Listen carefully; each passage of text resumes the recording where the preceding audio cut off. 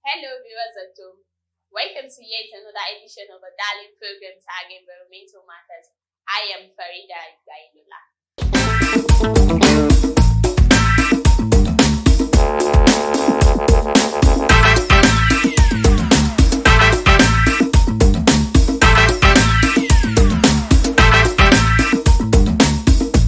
Today we are going to be discussing on air pollution. What is air pollution? Air pollution is the presence of toxic compound or element in the air at the level or quantity that may be harmful to human health. Air pollution does not suddenly come into play. It happens as a result of catalysts that aid this reaction. These catalysts are known as air pollutants. Air pollutant has substance in either liquid, gaseous, or solid form that are introduced into the atmosphere as a result of natural or anthropogenic factors. This pollutant has causes more harm than good in our health today.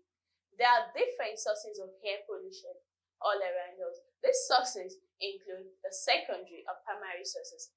The primary sources of air pollution include nitrogen, sulfur, methane, carbon monoxide.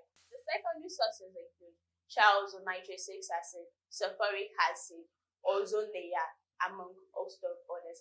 At the same time, we have natural and artificial pollutants. These pollutants are found within us. The natural pollutants. They include fog, mist, earthquake, volcanic eruption. These happen as a result of natural phenomena, while the anthropogenic or artificial phenomenon happened due to human activity such as burning of fossil fuel, car emission, industrial waste generation, among host of others. There is no smoke without a fire, so say an adage. On this note, we're going to go for a short break. When we are back, we're going to be discussing the effects and solution of air pollution.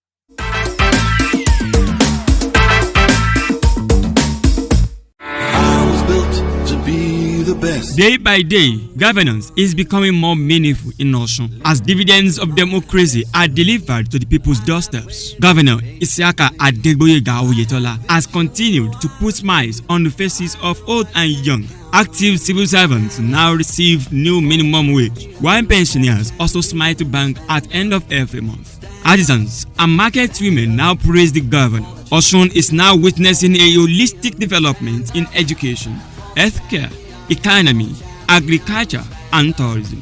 Osun is now the choice location for businesses for both local and international investors. The state under Oyetola is giving priorities to people's needs, despite the paucity of funds. As projects are commissioned at intervals, Boyega is working, Osun is progressing.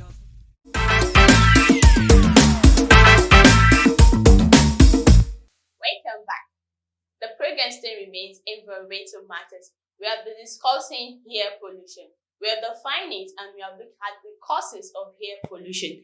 Now we are going to be looking at the effects and the solution to this. The effect of air pollution in the world today cannot be overemphasized, mostly in our dear country, Nigeria.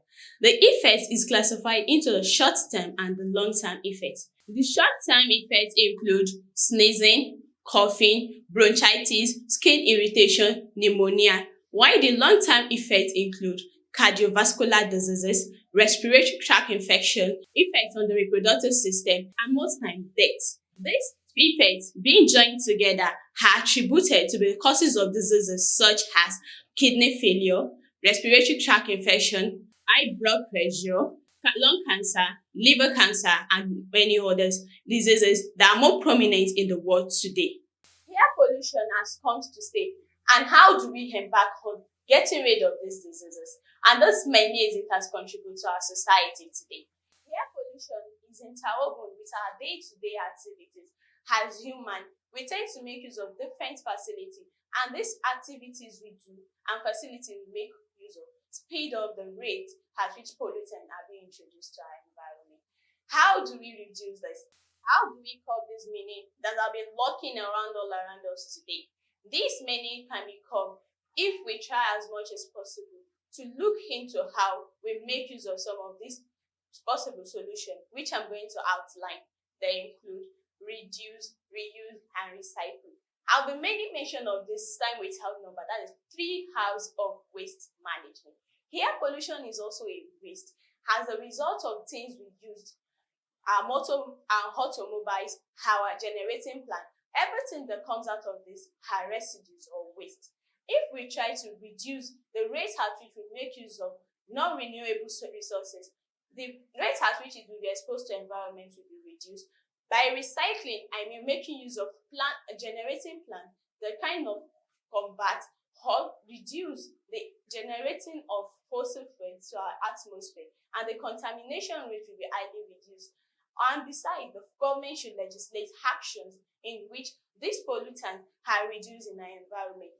Such actions include siting of industry in remote environment. A situation where our industry are within where we're living, how do you think we are going to live successfully without having any action or attribute of air pollutant within us? Absolutely, there is no way. Moreover, we should try as much as possible to make sure we have enough of trees around us. Tree is life. Tree is life. I repeat, tree is life because try as much as possible to have trees around us. The tree serves as a catalyst in reducing the effect of solar radiation on human and our soil. If at all the tree are absorbing this direct radiation, women will not be exposed to sunlight radiation and skin cancer. With this and many few, try as much as possible to reduce the rate at which we use non-renewable resources and go for lesser one, the one which will reduce energy, the one which will reduce fuel, and the one that will save costs. This can be getting within our environment. A safe environment begins with you and I. Environment that is germ-free, emission-free is a conducive for environment for us all. We should try our best to make this environment worthwhile and worthy of living, because health is wealth and it is lifeline that holds us all. And on this note, I'll draw the curtain on today's episode. Until I come your way next time, I remain Faridah Igbayilola. See you next time.